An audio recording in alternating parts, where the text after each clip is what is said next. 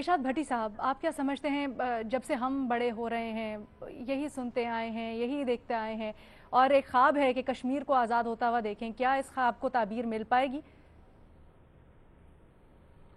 पहली बात तो ये है जी कि तमाम मकबूजा वादी के जो जांबाज हैं, जो सरफरोश हैं, जो लड़ रहे हैं अपने हकूक़ के लिए, हम तो 2 मिनट 4 मिनट 1 घंटा 2 घंटे 1 दिन 2 दिन 1 हफ्ता 2 महीने बातें करके अपने घरों को चले जाते हैं। और उनके घरों पर जो बीत रही है उन सब को सलाम, उन माओं को और बहनों को, उन बच्चों को, उन बूढ़ों को और जवानों को जो शहीद हो गए, उनको जो कैद में है, उनको जो लम्हा बेलम्हा अपने जिनकी ज़िंदगी जहन्नम बनी हुई है और वो जमा मर्दी से लड़ रहे हैं, उनको सर आप अजीम लोग हैं, हम अंदाज़ा नहीं कर सकते आप कितने बहादुर हैं।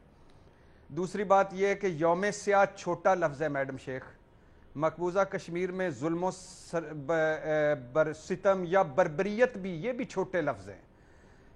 जो कुछ वहाँ रोज़ाना होता है वो अल्फाज में बयान करना मुमकिन नहीं है। ज़रा पीछे जाए एक तस्वीर सिर्फ, वो मासूम बच्चा जो अपने नाना या दादा की छाती पर बैठा था और मरे हुए अपने नाना या दादा को उठाने की कोशिश कर रहा था, इसको अब लफ्ज़ों में बयान करके दिखा दें मुझे। कोई एक इसके बारे में कोई लफ्ज़, एक पूरा मजमून लिख दें कि ये जुल्म कैसा जुल्म है, नहीं लिखा जा सकता।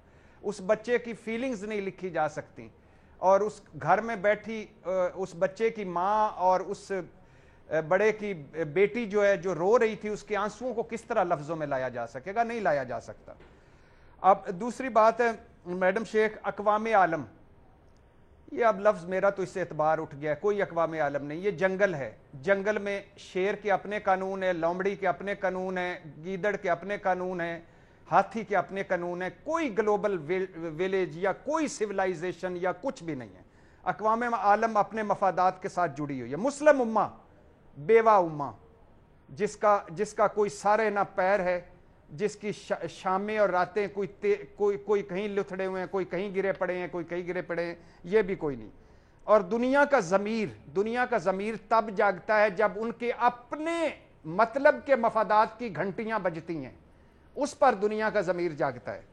और इंसानी हकूक होते हैं इंसानों के मैडम शेख। मुसलमान बदकिस्मती से इस दुनिया में उनको इंसान नहीं समझा जाता। उनकी अपनी भी जुर्में ज़ईफ़ी हैं, उनके अपने भी करतूत हैं, लेकिन मुसलमान इंसान नहीं है। बाकी रह गई हमारी हैसियत। मैडम शेख, आपने अपने घर में भी देखा होगा, मोहल्ले में भी देखा होगा, शहर में भी देखा होगा, मजबूत मुद्दई हो तो मजबूत मुकदमा होता है, कमजोर मुद्दई हो तो कमजोर मुकदमा होता है। ये आप अपनी अपनी सियासत में देख लें, मियां मोहम्मद नवाज शरीफ साहब, जरदारी साहब, बाकी सारे कैसे मजबूत मुद्दई हैं और कैसा उनका मजबूत मुकदमा है। और गरीब जो थाने कचहरियों में रुल रहे हैं, कभी कोई बात हुई है?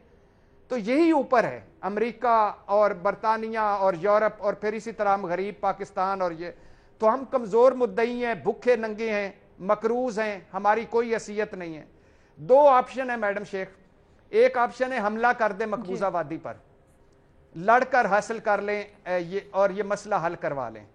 दूसरा ऑप्शन है कि सफारती मुकदमा लड़ें, और मुकदमा लड़ें जो अपनी हैसियत और औकात के मुताबिक है, उनकी आवाज़ बुलंद करते रहें, क्योंकि वो हमारे लोग हैं, हमारे भाई हैं, हमारे आज़ाद कश्मीर के साथ उनका है। हर सतह और हर फोरम पर लड़ें और मिलकर लड़ें, और इस पर कोई सियासत ना हो, और इस पर कोई हमारी लड़ाई ना हो, इस पर कोई जिद ना हो, अना ना हो। ये सारों का एक दूसरे को कश्मीर का गद्दार करार ना दें, एक दूसरे के साथ मिलकर कश्मीर का मुकदमा लड़ें।